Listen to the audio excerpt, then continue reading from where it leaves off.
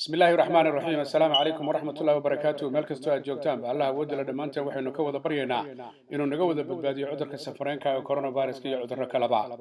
waa maalinimo sabtiya 19 bisha December 2020 cudurka coronavirus ayaa ka jira dunida meelo ka mid ah iyadoo dhinaca kalena la bilaabay talaaladii shirkadaha kala duwan oo wadamada qaar ay bilaabeen taasoo markaa ay u arkayaan inay wax badan ka qaban doonaan cudurkan iyo markaas saameyntiisa sidii meesha ay uga bixi lahayd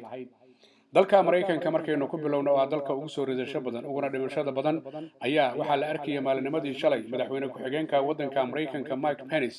iyo haweenaydiisa ama afada u dhaxda oo lagu magacaabo Karen iyo nin dhakhtar ah oo lagu magacaabo Jerome Adams in dhammaantoodba laga daawaday telefishinada iyadoo talaalkii ay qaadanayaan Mike Pence madaxweyne ku-xigeenka Mareykanku waxa uu yiri wax aan dareemay male wax walbaana caadi bay ahaayeen taasoo loo baahan yahay uu yiri qof kasta oo Mareykanihi inuu isu diyaariyo talaalka inuu qaato si wax looga qabto cudurka aafeeyay guud ahaanba adduunka Mareykankuna ugu horeeyo Mike Pence waxa uu la hadlay dad iyagu meesha joogay oo kamid ah dad dhaqaatiirta isugu jiray dad kale waxaan uu sheegay inay laga maarmaan tahay in tusaale ay u noqoto bulshada Mareykanka dhiirigelin ay u noqoto cudurkan isaga sidii dagaal buuxa loogu qaadi lahaa oo markaasi talaalada la bilaabay qof kasta oo Mareykani uu qaadan lahaa munaasabadaasi waxaa kaloo iyaguna joogay dhakhtarka ugu weyn xagga cudurrada iyo weliba la socodka arrimaha cudurka coronavirus Dr. Anthony Fauci iyo ninka kale agaasimaha guud ka hay'adda qaabilsan la socodka iyo weliba ka hortagga cudurrada ee waddanka Mareykanka Robert Redfield Mike Pence waxa uu shaaca ka qaaday in isaga iyo afadiisu bilowga ay bilaabeen talaalka ay tahay mid calaamad u ah inay jecel yihiin dadka Mareykanku inay dhaganuglaadaan oo ay ku dadaalaan arrinkan isaga ah oo talaalka dhammaantood ay qaataan waxa kale oo la arkayay oo la dhehday oo talaalka qaatay laba qofood oo kale magac kula siyaasadda waddanka Mareykanka waa haweeneyda lagu magacaabo Nancy Pelosi oo ah haweeneyda aqalka wakiilada Mareykanka ugu sarreysa marka laga hadlayo xisbiga dimuqraadiga ka tirsan iyo weliba ninka kale ee isagu aqlabiyadda dhinaca sanadka ee Republicanka oo lagu magacaabo Mitch McConnell oo ah hogaamiyaha dhinacaas oo labaduba iyaguna qaatay talaalka qoraal ay Nancy Pelosi soo qortay waxa ay ku sheegtay iyadoo la dheehanaya sawirada kala duwan markii la talaalayay inay tiri dadka sankiya afka u xiraadaan hana kala fogaadaan taxadarna hala muujiyo talaalkana hala qaato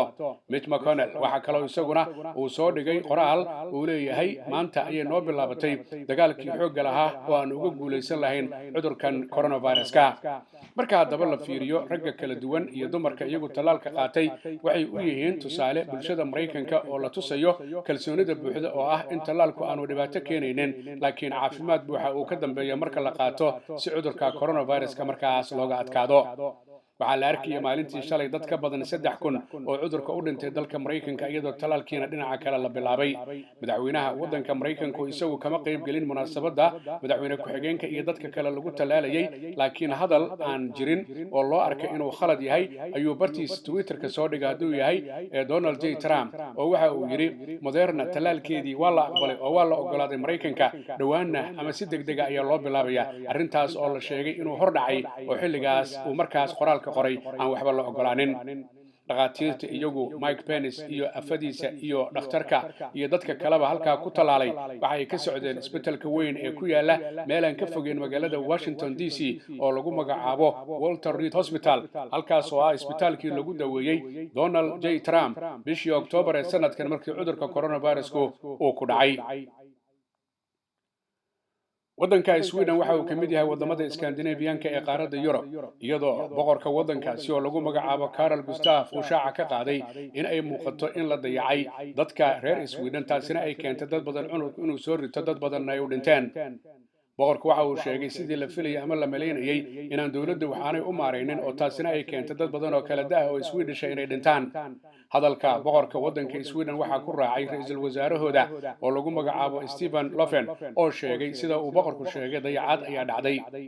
waxa wararku ay sheegayaan in qaabka iyo sida wax loo maamulo dalka Sweden aanay ahayn qaab lamida adduunyada inteeda kale maxaa yeelay waxa la sheegay maamulayaasha Sweden marna inaanay xanibaad buuxda ku soo rogin dalka Sweden taasoo la arkayay baararka iyo restaurantiyada oo furan iyo dadka aan sankiya afka u xireen taasina ay keentay dad badan inay dhintaan waddanka Sweden guud ahaanba tirada cudurka uu soo ritay waxay ka badan tahay 350,000 oo ruux waxaana u dhintay inta la ogyahay dalka Sweden cudurka coronavirus-ka 7,800 oo ruux wararku waxay sheegeen gaar ahaan qolyaha caafimaadka ee Sweden in ay jirtay dayacaad badan iyo iyadoo aan sidii la rabay loo maamulin amaba khalad laga fahmay ee qaabka iyo sida loo arkayay mowjadda labaad ee cudurka coronavirus iyo waddankaasi Sweden.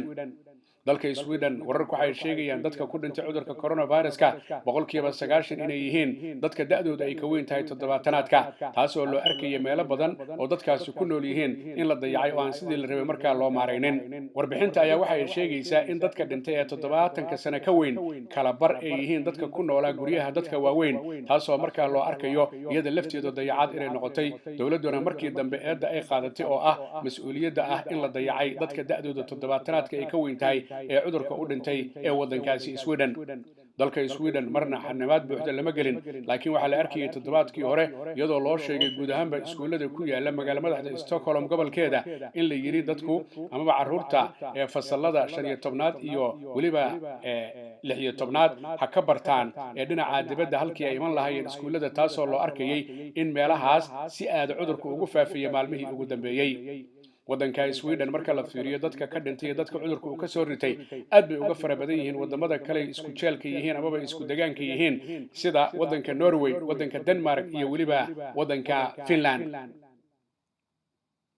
waddanka Hindiya oo ka mid ah wadamada sida aadka cudurka uu saameynta ugu yeeshay ahna waddanka labaad marka la fiiriyo xagga soo ridashada dhimashadana noqonaya waddanka saddexaad ee dunida ayaa maamulayaashiisa caafimaadku waxay sheegeen in bisha January ee sanadka 2021 la qorsheynayo in markaas tallaal lagu bilaabo dadka reer India. arrintan iyada ayaa waxa shaaca laga qaaday oo ay ka qaadeen maamulayaasha caafimaadku inay jiraan laba shirkadood oo iyagu soo sameystay arji ama codsi inay noqdaan kuwa iyagu tallaalka keenaya ama tallaalka u soo saaraya dadka reer India. waxa kale oo maamulayaasha caafimaadka India ay sheegeen ilaa 6 kale oo company oo dhinaca tallaalada in tijaabooyinkii ugu dambeeyay wajiyadii ugu dambeeyay ay marayaan oo iyagu laftooduna ay doonayaan inay India tallaalada ay markaa kala qayb galaan. wararkii ugu dambeeyay dhinaca India waxay sheegeen labada shirkadood ee codsiga ilaa haatan soo gudbistay inay yihiin shirkadda dalka Hindiya ee lagu magacaabo Covishield oo iyadu ka tirsan amaba tallaalkeedu uu ka tirsan yahay amaba ay sameynayeen macadka lagu magacaabo Serum ee ku yaala waddanka Hindiya oo kaashanaya AstraZeneca oo ah shirkad aad u ballaaran ee dhinaca tallaalada. shirkadda kale Covishield ayaa la yiraahdaa waxa ay tahay shirkad Hindiya oo ah mid iyadana ay iskaashanayaan macadka dhinaca baaritaanka daawooyinka ee dalka Hindiya. labadaas waa labada codsiga doonaya in loo ogolaado laakiin wali aan la ogolaan iyo 6 kale oo la filayo marka ay tijaabooyinka dhameeyaan maamulayaasha India dhinaca caafimaadka iyo dawladaba inay markaa ay weydiistaan dawladda India haddii tallaalada ay u ogolaato shirkadahaasi waxa shirkadahaasi u qorshaysan ilaa 300 milyan oo ruux oo Hindiya in la tallaalo tan iyo bisha Agoosto ee sanadka soo socda 2021. waddanka Hindiya waxa weeyaan waddan dadka cudurku uga dhacay ay ka badan yihiin ilaa iyo 10 milyan oo ruux iyadoo dadka Hindiya cudurka coronavirus ugu dhintana ay gaarayaan 144 kun oo ruux.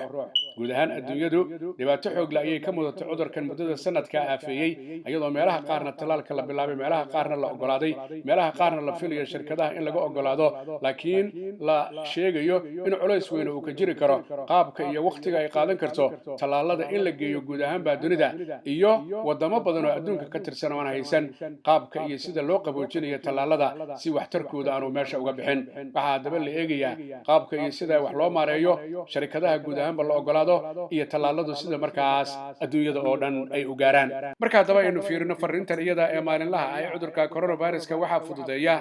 shirkadda dhinaca qaadista alaabooyinka xagga UK laga qaadayo lana keenayo xagga Soomaaliya guud ahaanba la geenayo lagana keenayo